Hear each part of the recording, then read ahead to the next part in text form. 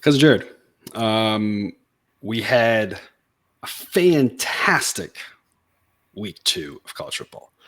The sites did okay. Totals crushed it.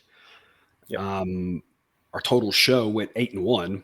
We're gonna come back to one show instead of 2. I think it was a little much. So just do one show. We're gonna mix some sides and totals. We're gonna mix some spreads in as well. We played 3 spreads last week for the bigger ones.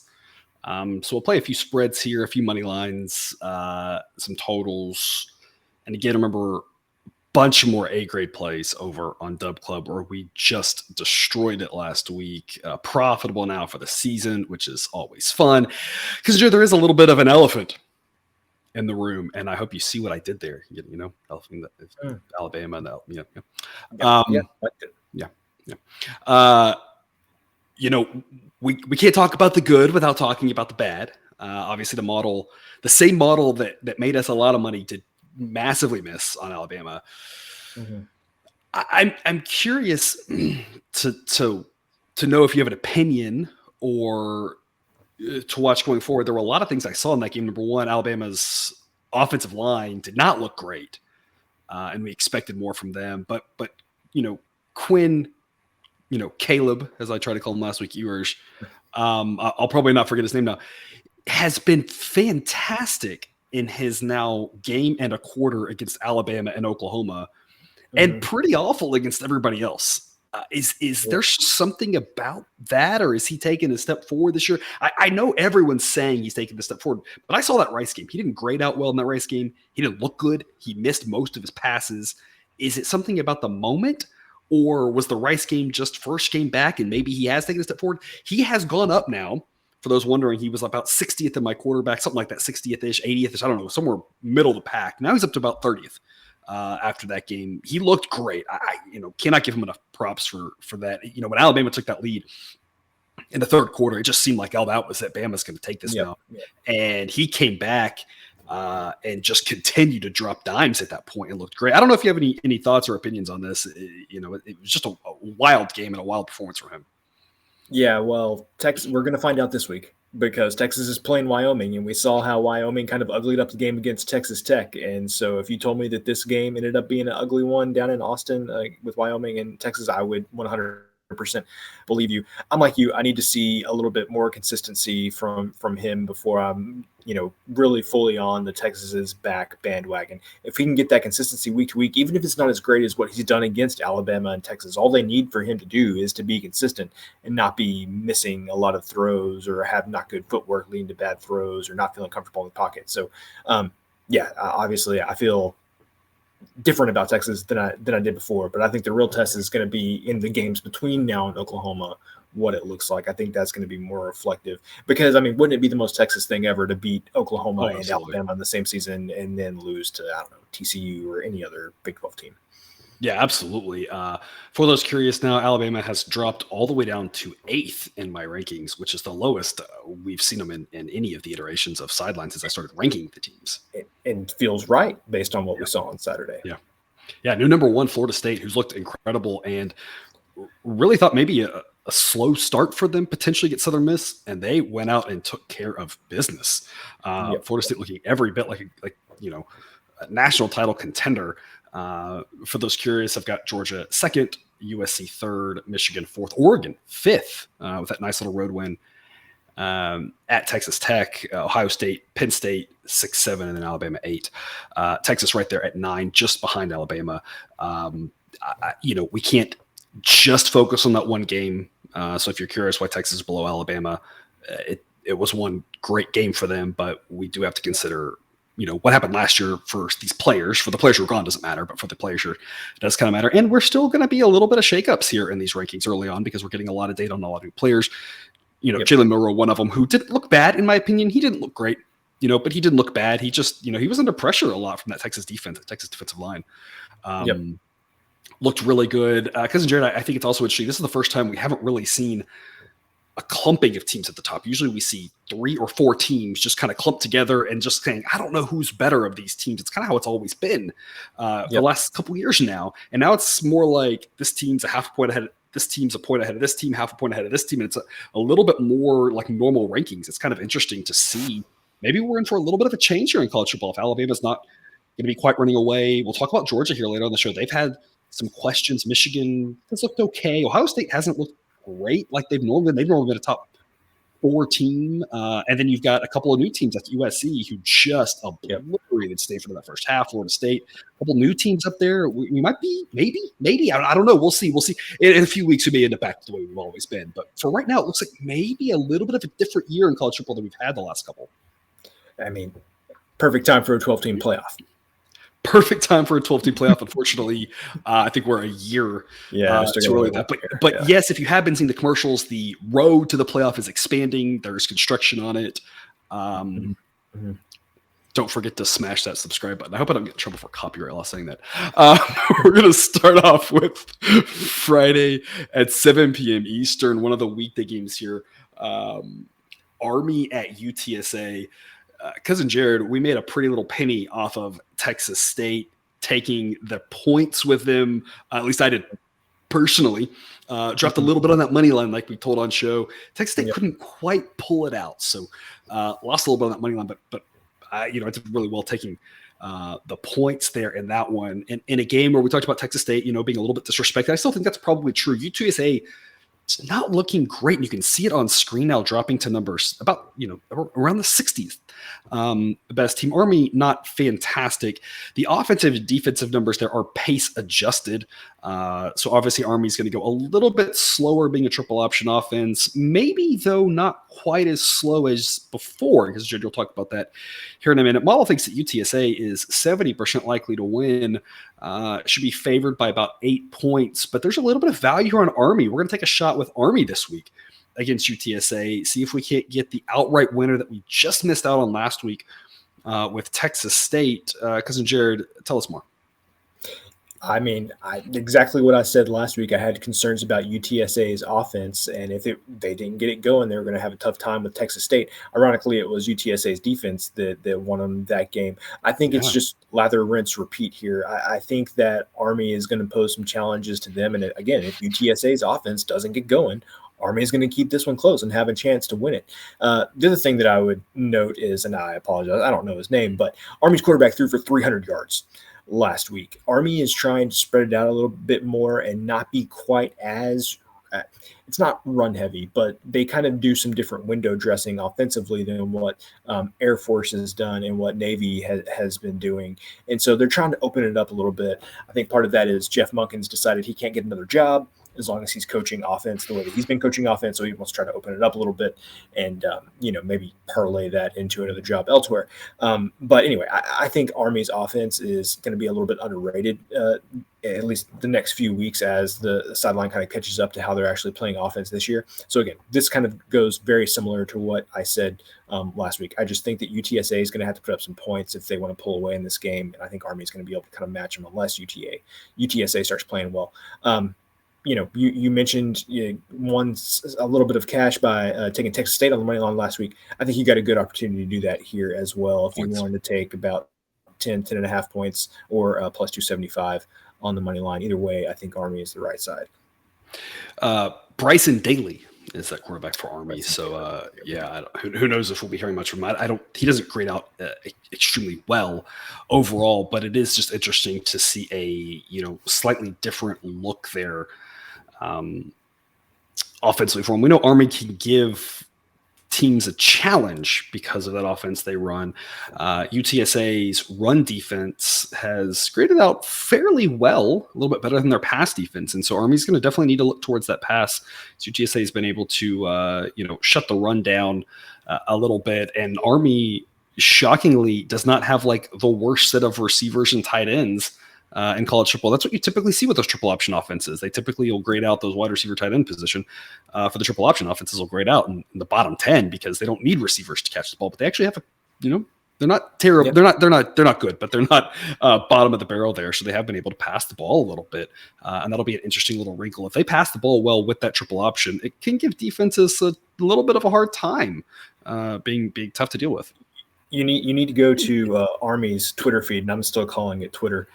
Need to go to their Twitter feed and see the highlights that one of their receivers has. This is a kid in I'm going to say this, I'm not saying this facetiously, but a receiver that should be playing at a Boston College or like a Virginia or something like that. Like this kid just looks outstanding compared to a lot of the other people that they have there at Army. Right. So yeah, if they decide they want to throw the ball and have a quarterback that's capable, which seems like maybe they do, they've got a couple of receivers that can really make some plays. All right, so Army maybe taking some points. Close enough on the money line for us to take a stab here at a C grade. Not going to risk a lot on it, but we're going to get a nice little payout if they can pull the upset. And I think you nailed it last week. UTSA's offense just doesn't quite look right. That offensive grade is dropping heavily. After last week, it is very likely, very possible. We'll come back and talk about this one later, but that early season UTSA Houston game that we're expecting all those points in, that the reason it wasn't is because UTSA's defense is not bad. Their offense also just not quite what we've come to expect from them. Frank Harris still grades out really well, but they've lost too many other pieces. That offense just hasn't quite gotten going yet. Maybe it will by the time the season ends, but if it continues to have issues, they're going to continue to not cover and they might accidentally lose the game. So kind of the same setup we talked about last week here, fading UTSA here on Friday night. Because Jared, noon Eastern, a late add to the slate. You wanted to make sure to get this one in here. Liberty and Buffalo. This feels like, and we're talking about another one later, this is the type of game people come to this show for, because we're going to make sure we cover some of the smaller games as well. It's not just about the big ones. There's not a lot of big ones this week, so it made it easier for us this week. It's not like it's the slate that just overwhelmed us with fantastic quality of football. So, of course, quality doesn't matter at all towards making money, and that's this one. It's not going to be the greatest quality game, but Liberty's a team who had historically, this would have been a massive fade Liberty spot, under the previous coaching regime, for whatever reason, however you want to call it, we don't have to dive down the rabbit holes of the why. They played really well in the big games, and if they were playing a big team, you absolutely wanted to back them, and if not, you wanted to fade them. And that strategy made us a lot of money last year. This year, we think it's going to be a little bit different. Liberty clearly the better team here, right around average. Buffalo below average. It's pretty straightforward here. Liberty has a nice 69% chance of winning this game. Liberty minus 165, a B grade value, not quite to the A grade threshold, but it's kind of a B plus grade with regards to the value that Sideline thinks. And Cousin Jared, you think it's one that should definitely be on people's card this week. Partially because of Buffalo, who might have flown under the radar, but Cousin Jared, you have a little insight on Buffalo in case people missed it for us. Yeah, so Buffalo lost to Fordham this past weekend, which is a very Buffalo thing to do. And honestly, this entire game is just kind of putting my money where my mouth is. I've been saying that I think we're going to get a more consistent Liberty team this season, and this is exactly the type of game where specifically that I'm talking about, where Liberty, a much better team, going in there against a team that clearly has some deficiencies. Yes, it's on the road. That makes it a little bit more complicated. But yeah, Liberty, you are the better team here. If you are going to be more consistent, this is a game that you win. And I don't want to say handily, but a game that you are in control of for a majority of the game. So yeah, this is just me kind of putting my money where my mouth is here. And I definitely think that this is something that needs to be part of your portfolio come Saturday. Yeah, and again, a situation where we always talk about early season betting, whether it's college football now. We're going to be in some early season college basketball here before you know it. If Jake's watching this, I know he's getting excited about that coming around. These early season bets, right? Part of the bets that we're making is the model knows something because the players at the market just doesn't. And I think that's why, our NFL picks, we'll have an NFL show. We'll kind of do a full recap. But some of the NFL picks did really well because the market wasn't really adjusting very well to who was on what team now. And the college football model, same thing. It's a player-based model. That's one of its strengths here. It's going to pick up stuff on early. So some of our early season betting is simply the market isn't adjusting right for who's on what team yet, because there's so much team-based stuff and coach-based stuff. Some of it's just the players, right?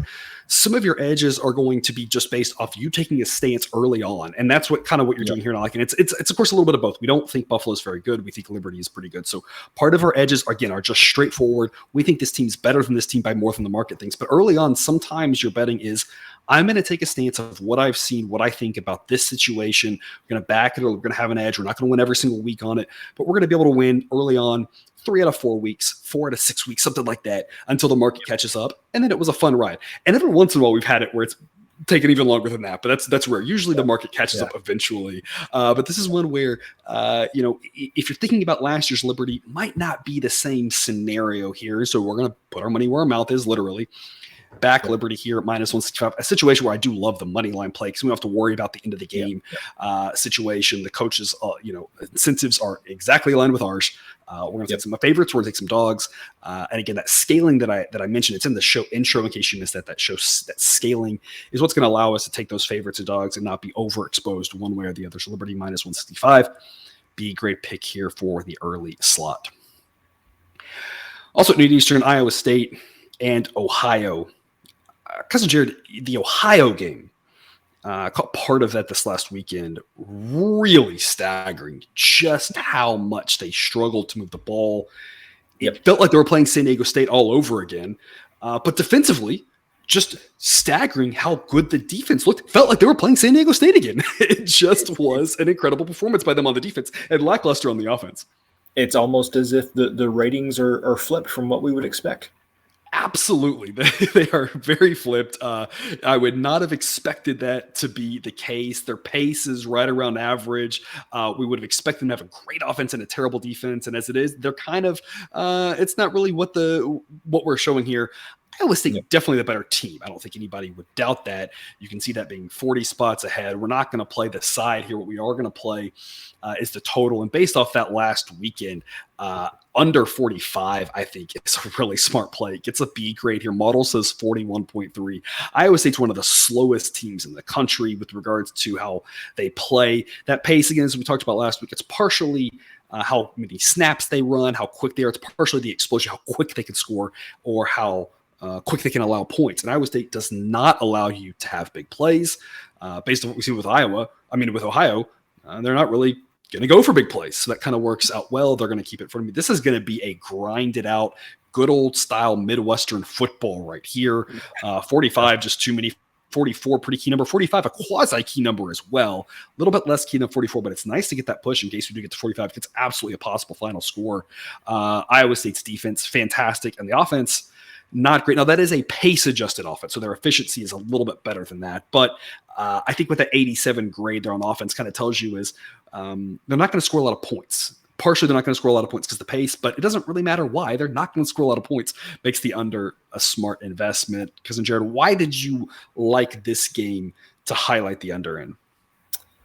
Curtis Rourke is a great quarterback, but the reality is we just have not seen that this season. And, what happened with San Diego State? He got hurt at the beginning of the game. San Diego State has a good defense. That's something that you can kind of write off a little bit. But what we saw with FAU last week, that concerns me a lot more than anything I saw against with a week off in between. That's the thing too. It wasn't like it was the next week coming back. He had the week off. Yeah. And so that kind of bothered me. So I just don't like what I've seen from Ohio's offense this season, which I hate to say that, but don't like what I've seen from them so far. And of course, Iowa State's defense, very, very, very, very, very good.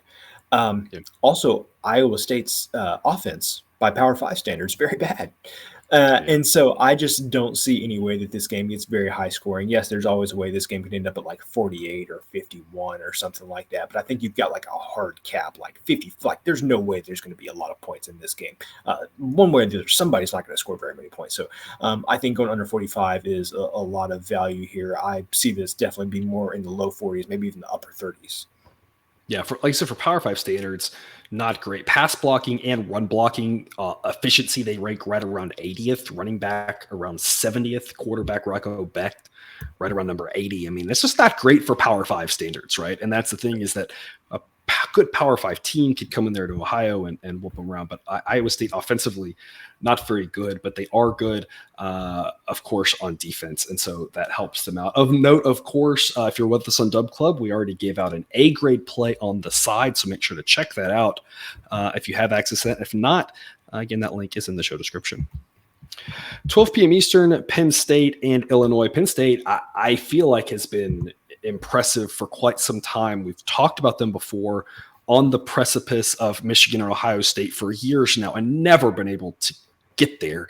It's always, the last couple of years, it's been, for a while, it was always just Ohio State and then Michigan, right? And then Michigan would decide to jump up in that tier. And it was still a big gap to Penn State. And it's seemingly a big gap to everyone else. Penn State now, maybe, especially with Ohio State and Michigan, not as great so far. It's early, but maybe going to jump in that top tier. Because, Jared, this one, breaks down very simply to something that I mentioned to you before show. We talked about doing this last year. We started riding Penn State pretty hard in any game that wasn't Ohio State, Michigan, and they covered, and it didn't really matter how big the number was.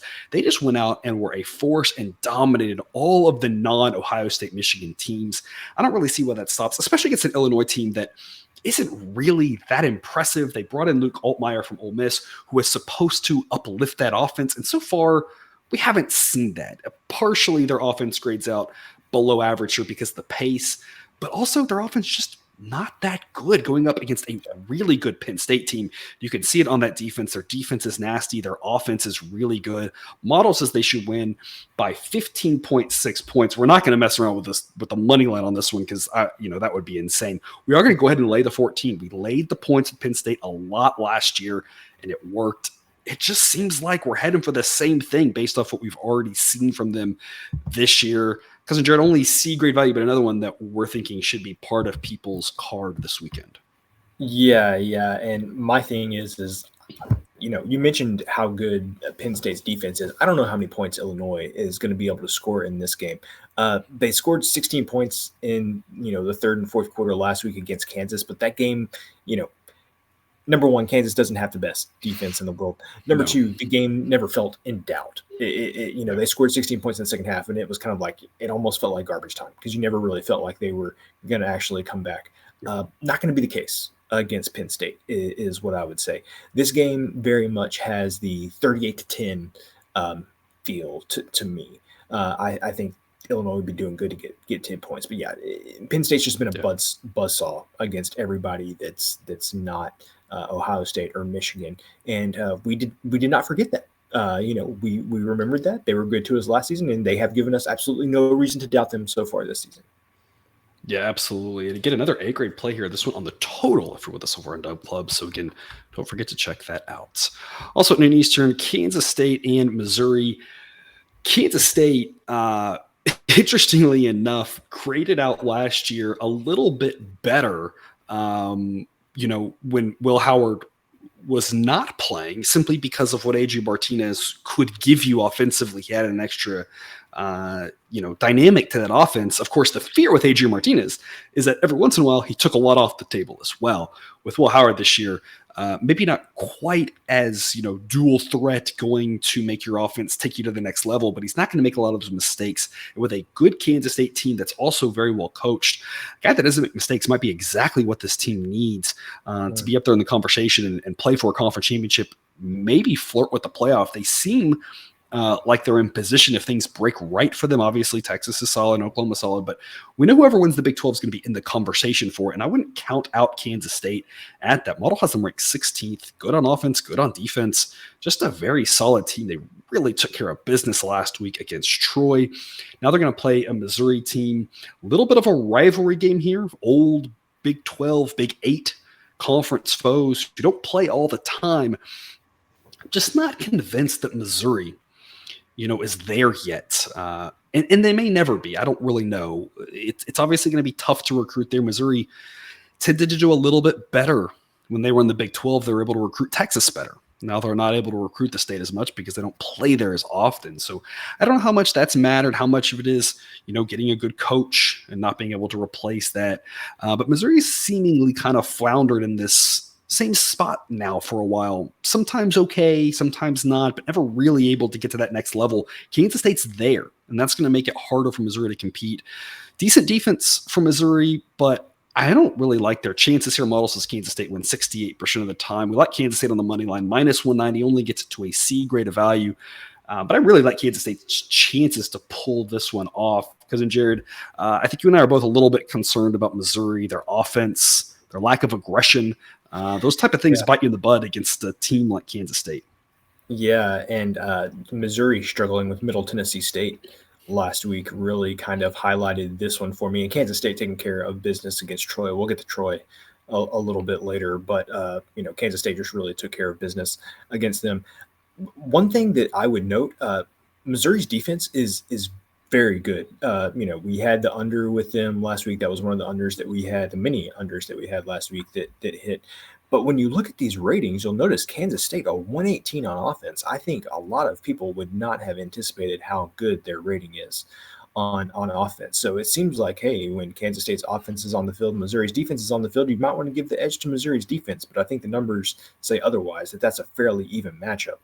But then you flip it around. And I'm gonna give you the insight. And again, this is what you get on Dub Club. I've added this here. Part of the reason why Kansas State's offense grades out so well, according to Sideline, they have the number 4 ranked offensive line for pass blocking and the number 4 ranked offensive line for run blocking. It's all about the big boys up front, and they have got it done. And if I recall correctly, this is the same coach that came over from North Dakota State. Is that correct? Yep. And if I recall correctly, that was one of the hallmarks of those teams at North Dakota State is they always had great offensive linemen and great blocking. Yep. That's exactly what we're seeing here. So no real surprise there if you knew that already, if you knew who was coaching the team. Yeah. How much coach speak can I get in right now? You know, the games are won and lost in the trenches. Yep. And so flip it around the other way, though. When you look at Missouri's offense against Kansas State's defense, it's no contest. Kansas State clearly has a better defense in that matchup against Missouri's offense. Yeah. So this is just something for me where I feel like Kansas State has the edge. They're so consistent. They win the games that they should. And Missouri, I just do not like what I've seen from them, especially last week against Middle Tennessee. So Kansas State on the money line, this is one where I definitely would encourage you to stick to the money line. Let's not worry about the points there. Let's just take Kansas State on the money line. And this is a good reminder, right, why I built the model to help us understand where there's great value, where there still is value, that sort of thing. It's not as simple as just saying we're going to pick favorites. Obviously, we picked the dog earlier, right? It's not as easy as just saying, who do you think is going to win the game, right? The price matters. And the reason we built the models to tell us, hey, minus 190 is still an acceptable play on Kansas State. If you like Kansas State, minus 190, you're not paying too much. It's still a decent long-term investment. That's what I wanted to highlight here, that it's definitely worth that look, that it's not too high. We built the model to tell us, hypothetically, I don't know where this number goes. If this number gets up to minus 250, maybe that would say, oh, that's a little bit too much, right? You might like Kansas State, but now you're paying too much of a premium. So that's why we built the model, because there's plenty of teams that we could sit here and talk about all day long. We like them to win, but at the price, there's just not a lot of value here. Kansas State's still enough value to back. Yeah. And I think that's one thing that Elite Sideline helps me with is not only like maybe what plays you should make, but probably the ones that you shouldn't make just as much as anything else. So it's always good to look at it from that perspective as well. Absolutely. Moving to the middle afternoon slot here, 3:30 p.m. Eastern, South Carolina and Georgia. Feels like we could talk about this game for a long time. South Carolina, of course, a couple games at the end of the season looked great. Starting off this season, a little bit disappointing if you're a South Carolina fan against North Carolina. Georgia, a little bit disappointing as well. How disappointed can you be coming off back-to-back national championships? But their offense, maybe not quite getting. Look at those offensive ratings there. South Carolina and Georgia are pretty similar. Of course, the big difference is Georgia's defense is fantastic. Top 5 defense, hands down. I can already tell you that now with very limited data from this year. They're still going to be a top 5 defense, right? South Carolina's defense won't be. That's why Georgia should win this game. They're home, 92% likely to win. It wouldn't be the craziest upset of the weekend, but it would be a very crazy one if South Carolina could pull the upset. That's not why we're here. We're here because of the spread on this one. Model says Georgia only by 21.6. Georgia has every historical advantage in the data, and what it's seen this year, it's just hard for the model to get there and think that they're going to win by 30 or more, and that's what you're reasonably thinking if you're backing Georgia. We've got South Carolina taking the dog in all these points as a B-grade pick. Cousin Jared, model says there's some good value here, being 6 points off from the spread. Again, mostly going to be sticking to money lines. All of our A-grade plays are money lines, but every once in a while, we're going to take the spread on some of these earlier weeks. We're going to have to take a few more spreads to kind of get some good picks in. Later on, maybe we'll have to do it as much, but this is one of all the spreads out there that taking these points just seems like too much to pass up. What are your thoughts on this one? Yeah, my thoughts on this one are Georgia averaged less than 4 yards carry. They averaged 3.5 yards carry against Ball State last week. I think that's not great. And I'm not, again, we're not sitting here saying that I'm worried about Georgia winning this game. That's not what it's about. But I just think what I have seen on offense from Georgia this season, I have a little bit more concern than what I did at this point, the past 2 seasons. talk to some Georgia fans that I know. They also have a little bit more concern. But to your point, like what's ever good enough if you're Georgia at this point. But yeah, this is completely. I have a few concerns about Georgia's offense, and I think South Carolina can keep this close enough to cover. Maybe that means they only lose by 21. Maybe it means they lose by 24. I don't know. South Carolina definitely has the talent on offense to score a garbage time touchdown against. I mean, maybe wrong. The backups for Georgia are very good, but South Carolina backups for Georgia is still probably better than the starters for South Carolina. I could run that in the model and find out. It probably would still be better. I still think that South Carolina can score. What I'm getting at is if the game is a blowout late, I still think that South Carolina can score some points in the fourth quarter. And so I think 27.5 is just too many points. It's a B grade. We're not sitting here saying that it's an A grade, but I think it's a lot of points against a team that you mentioned. Georgia had such strong priors from last season. Yeah. And even, what Sideline's seeing this season has kind of brought this line down. So I just think that this is too many points. And if I can add a little context to this, listener, you may be shocked to hear this, but Ball State, even after last week, ranks 131st in run defense, according to Sideline. I mean, there's really nothing else to add to that discussion other than, how do you not run the ball well against a team that just doesn't seemingly have enough talent to stop the run? Like, I don't. Yeah. It's not. I'm not saying they rank that with rushing yards allowed. I'm talking about the model looking at the players, aggregating the players based off of how well they perform. Says this team should not be able to stop the run, and that's after last week. And you have to imagine last week's data they graded out fairly well on because they stopped Georgia. Still 131st in run defense. Yep. I mean, it's just. Georgia had 28 rushing attempts for 99 yards in that game, 3.5 yards per carry. Yeah, it's just shocking how bad their offenses look so far. Doesn't mean that they won't win another national championship. They're still really good, obviously.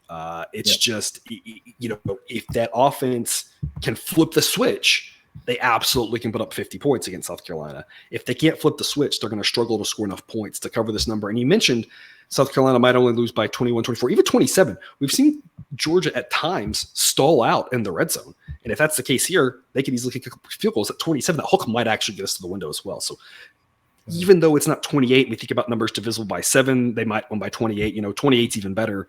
But that 27.5 might actually come into play as well because Georgia could easily kick some field goals because their offense is good enough to move, but maybe it's not good enough, especially if that running game isn't good enough. They might stall a little bit, have to kick a few field goals as well. So 27.5, pretty good value here for us. A B grade pick on South Carolina.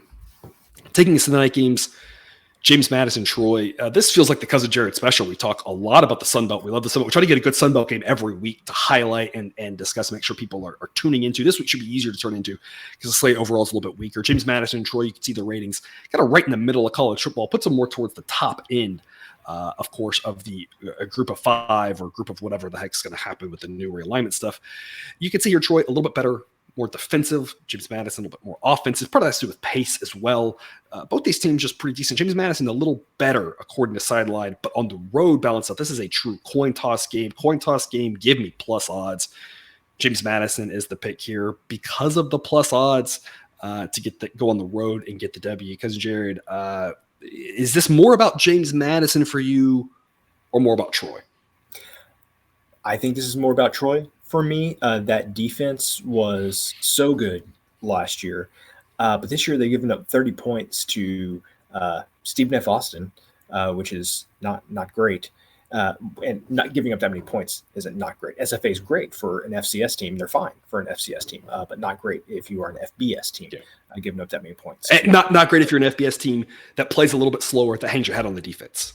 Yep, exactly. And then last week against Kansas State, where we were taking the points with Troy against Kansas State, they never really had a chance in that game. The cover was gone definitely around the 5 minutes into the third quarter. It was like, yeah, this game ain't going to happen for us. And last year, I promise you, I don't want to say that they would have covered last year, but it's a game that they would have been in for a longer amount of time, just with how well their defense is playing. That 97 rating you see for Troy on defense, I don't think that is high enough. From everything I've seen, let's make that a 101, a 102, something like that. I do not think that is reflective of how they've actually played this season. I think there's still some priors that will slowly be worked out. Well, I think it's pace. Okay. No. Okay. Yeah. Well, there you go. Pace is what's keeping that down, because their pace grade is a 92, and so that's driving that down. Their pace ranks 83rd, so they're in the slower half of teams. When you look at their efficiencies, they've actually grade out okay on the pass part, grading out around average, number 63. That's right at league average here, but or really close to it. But the run defense efficiency grades out at a 107 and ranks out 84. So if I just looked at the efficiency numbers, it would be actually a 103. So right where you were thinking, it's just that the pace drops from the 103 to a 97. Okay. So it's like you said, not, and before they were top half for sure, even though they were a group of 5 team, they had a better than average defense last year. They just haven't done it this year. Yep. And then on the flip side, you got James Madison, who went on the road and put up a bunch of points against a defense that Sideline thinks is a good defense in Virginia. And so this, just for me, I think I have just a lot more faith in James Madison at this point in the season than I do with Troy. So like you said, even at the very least, if I just take what I think out of it, Sideline says that it's a toss-up game. Give me plus odds. I'll take that every time. And I think it's worth noting that the win for James Madison, the comeback, they always try to play Virginia hard. That was definitely an emotional win. I don't think this is a letdown spot for them, because it's a conference game and they know this is going to be important for trying to win the conference and not play for a conference title, probably, because I'm assuming that's what's happening again this year because the NCAA is ridiculous. But they definitely want to win the conference. They want to have those complaints. They want to have the appeal, whatever it is. They want to win conference. They want to show they're the best team in the Sun Belt. If this was a game against, New Mexico State, maybe a letdown spot, just stay away. I don't really know. Can they cover the spread? That sort of thing. They're getting up for this game. This is not a game that they're going to have a letdown from, even though it was an emotional win over Virginia. So I'm not really concerned about that for James Madison. I'm with you. I think they've just looked like the better team than Troy, and it's not really close. The priors in last season are still playing into it a little bit, thinking that these two teams are close, but Troy I'm just not sure that they're not taking a big step back from last year's. Last year's Troy team probably would have been favored in this game. Probably would have been up -3. You'd have said these two teams are even. This year, the model's starting to already shift it, and I'm just wondering if we're not there yet. If we're going to look back in a couple of weeks and say this should have been James Madison -3, -4, or something, and we just haven't quite got there yet with enough data. And so we're kind of trying to get ahead of that here and take James Madison. Again, plus odds offers some value there to win. It's the game I'm looking forward to, 8 p.m. Eastern, TCU Houston. Think back to everything we said about UTSA Houston, and it's this. Now we're serious. We were kidding. Now it's real. We talked about that early on, missing that one. UTSA's offense not looking as good. Their pace being a little bit slower, just being a different team, but their defense actually improving. I think that's why that game didn't have it. If you watched Houston last week, fell down 28-zip to Rice, came back, tied it at 28. You saw a team that can do it offensively and still has a lot of questions on defense, allowing Rice to jump out 28-0. I think UTSA not scoring on Houston wasn't about Houston's defense. I think that was about UTSA's offense. And TCU, I think offensively, still very good, but we saw them against Colorado, and we'll talk about Colorado next. A team that, Colorado, of course, has played 2 teams now that are just so very different, and TCU being on the edge of that spectrum, just no defense. Plays very fast. Houston plays very fast. This is the game that we've been waiting for here. This game probably gets towards 70. We're going to go over 62.5. A-grade pick on this total. Going to bunch more A grades over there in Dub Club. But here's your A grade on the show that we're going to share with you here. For those of you not with us over there, really would love this at 62, because 62 is, a kind of a key number here. But I still think this gets closer to 70 than 60. Cousin Jerry, tell us more. Yep. I think so. You talked a lot about Houston there. I'm going to say, guys, what if TCU's defense is garbage?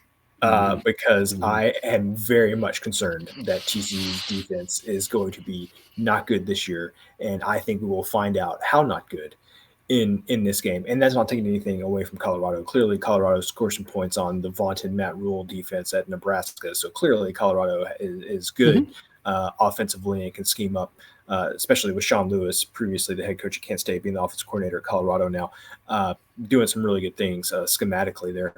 But this is just, for me, this is just as much about Houston. This is about TCU's defense, I think, being not good.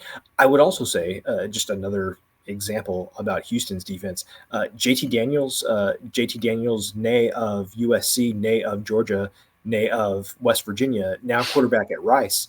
Props to you naming them all, because I always forget one of them. Threw for almost 400 yards against Houston, and that's just something that, like, JT Daniels probably, I'm going to guess, hasn't done since maybe like his third game at USC about 6 years ago. So I just don't think that we talked about it, Houston's defense isn't very good, but I think for me, this is just as much about, I think TCU's defense is not good, and their offense, plug and play with a Sonny Dykes offense. I think not nearly as good as last year, but bet they still put up some points. Absolutely. The pace on both of these teams is going to be a lot faster, which helps. TCU still grades out really well blocking. That's going to allow them to put up points even with a more mediocre quarterback, because if you're giving the protection, it's going to help the running back, get yards, keep them defense on their toes. It's going to give the quarterback more time, et cetera. So they got good blocking, which helps. Both of these teams on defensive efficiency rate out right around college football average and get bad grades because of the pace. But the thing to remember is that college football average is not good for Power 5. And that's the thing, is that TCU didn't win, didn't make it to the national championship last year based off their defense, but their defense wasn't average last year. Their defense was solid. They took a great offense and a solid defense, and they gave up a lot of points because they played fast. And that's what you're seeing kind of, sometimes with that slightly inflated number because of the pace, but the defense was okay. It was more like 30th or so in terms of efficiency, not 60s to 70s. And 60s to 70s on these defenses against these offenses at this pace is just a recipe for points. It feels like it's going to be a rematch of the TCU Colorado game, where you've just got teams going up and down, defenses that really can't stop each other because they're just outclassed. So hopefully we get a good old-fashioned Big 12 old school shootout here. We think this total gets closer to 70, so we're going over 62 and a half. And wrapping us up with a late game, talking about Colorado here, hosting Colorado State, getting Big Nude Saturday again. Even though the game's not there, I thought about making the joke on Twitter. Did the guys just stay out there all week and just get to hang out in Boulder now, or did they go down and spend some time in Denver? Weather's probably pretty nice this time of year. It's just kind of weird that they're just going to follow Colorado around the country the whole year, I guess. But you can see Colorado, I have them ranked 54th. Slowly moving up. Definitely a good team. You can see they grade out really good offensively, and that was again what we talked about. Despite the fact that they're scoring some because of the pace that they play that first game, they still put up some points against Nebraska. So that offense is pretty good. I have Shadur Sanders ranked number 6 in quarterbacks. He has been fantastic. And if you've watched him, some of the throws he's made has been just so good. Just cannot compliment him enough. They struggle a little bit in the running game, and that's, I think, of note, but passing wise, they've done excellent. They're playing at a pretty fast pace here. 23rd fastest in the country, according to Sideline. Defense grades out a little bit better than average against the pass, not against the run, though. They've struggled against the run there as well. Part of that has to do with a guy like Travis Hunter, who's so good in the secondary. He's been good for him offensively too. Colorado, and the reason they're ranked 54th still, they still don't have a lot of depth, and that's going to prevent them, in my opinion, from winning the Pac-12, is the fact that they aren't as deep as USC, even UCLA, obviously, Oregon State, Washington. They don't have that depth, but where they've got some strong skill guys, They excel. They excel passing and pass defense. It's the run part that's going to be a little bit of a challenge. Not going to be a challenge against Colorado State, who's absolutely terrible. And on top of that, their quarterback, who's also not good, is questionable, and the backup is even not gooder. It's rough sledding for Colorado State, who plays pretty slow, 110th fastest in the country. And even with that, their defense grades out at a 108, adjusting for pace. Not good. Not good. They rank 129 of 133.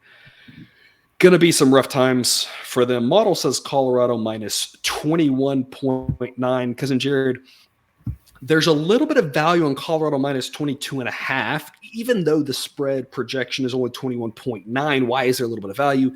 That has to do with the fact that we have a right skewed distribution. It's unlikely that the game lands 22-23. So you start looking at conditional probabilities when you get out there, yada, yada, yada math. A little bit of value here because the possibility that Colorado just smokes someone, Colorado State just can't do anything because Colorado State is just terrible at football. Minus 22.5. Why do you like backing the Buffaloes here, especially after last week, that big emotional win? A little bit of a letdown spot, but you still think we should back them? Yeah, so two main reasons here. You mentioned that Colorado is struggling a little bit defending the run. Colorado State, number one, runs an air raid system, and so not necessarily looking to run the ball a lot, which, to your point, that would seem detrimental when you've got a guy like Travis Hunter lurking out there every time you pass the ball. Colorado State ran for 38 yards against Washington State a few weeks ago. That's not good. No. So that's basically, I think that Colorado State's strength plays into Colorado's strength, which, is not good. The other thing I would say, and I can't remember exactly who said it, but it was either one of the players from Colorado. It was probably Deion Sanders. I don't know. But he basically said that, we didn't want to just dominate this game. We wanted to crush Nebraska. And I think that's basically how they're going to play every game. I think they're going to want to crush everybody, especially their first. Nebraska was a rivalry game, but this one, a regional rivalry game. Still a rivalry game. Yeah. I think they're going to want to come out and they're going to crush Colorado State too. And I think Colorado State will be more than happy to acquiesce to that request.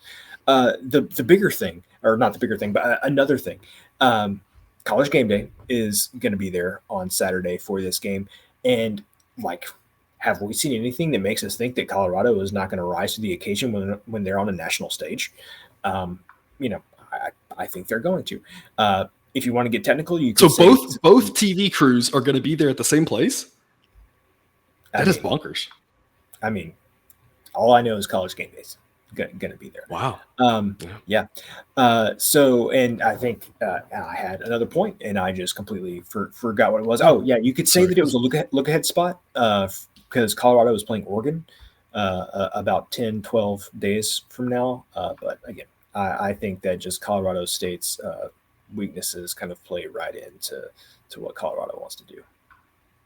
That's a great point. That's kind of why I mentioned it, right? That the way that you're going to beat this Colorado team, one option, of course, is you just out-talent them. You just out-depth them. And that's where they're going to have a hard time with Oregon and USC and Washington State and a lot of the conference. The Pac-12 shockingly kind of strong this year, right? The top part of the Pac-12 is going to give Colorado a lot of problems because of that depth. And so those will be, interesting games for that matter. If you don't just outclass them like that, you're going to do it by running the ball because they're going to they're not going to do well against the run. You're going to keep that offense off the field. You're going to basically take Travis Hunter out of the game on the secondary part, which he excels at and is just a fantastic player out there. And so the team who can run the ball successfully, that's going to give Colorado a hard time. Colorado State, not really that team. 121st best run blockers, 122nd best running backs. And of course, they all grade out terribly, but it's not like they've got a running game. It's not like they're trying to run the ball based off the style of offense that they're running. It just doesn't set up for them to take advantage of that. This game hasn't been played in a few years. It is a little bit of a rivalry. Colorado State, Air Force all kind of have that little bit of rivalry, play each other, every so often when it's not, a course conference game. I'm like you. I think that they want to go out there, dominate. Deion seems like one of the greatest motivators of all time and seems like a guy who's going to really be able to get the guys up and come up with some we want to, we showed everyone that our neighbors, to the east, how we owned them. Now we got to show everybody we own this state, that sort of stuff, right? Whatever it is he's going to come up with to just stomp them. And that's the biggest thing that is the key here in laying the points, is that they have to be motivated to stomp them to avoid, a lazy look ahead spot. But again, we're going to take a chance and say that with Deion Sanders at coach, that's not overly likely to happen. And again, just as a reminder, we do have an A grade play on the total in this game, along with many other A grade plays over there on Dub Club. Again, that link's in the show description. B grade plays, profitable, doing well. A grade plays, as always, doing even better. So check that out if you haven't yet. It's Cousin Jared. That's our 9 games that we've got allotted to cover here. Do you have any parting words to the viewer or anything heading into the week 3 slate to mention? Sometimes it's nice to remind yourself that even though this slate might not be the best one of the season, any Saturday with college football is better than a Saturday without college football. So let's just keep that in mind as we go into these games this weekend. I was thinking the same thing. It's not the best slate of the season, but it is a slate of the season. And come next May, we're going to be really wishing we had any slate. So not the strongest, but obviously, and that's of course the beauty of the sports betting aspect, is that we can still find tons of motivation and tons of intrigue. So again, hopefully these games work out well for you. And again, more over there on Dub Club. If you're not with us, check that out. Otherwise, thank you for tuning into this episode of Picks with the Professor.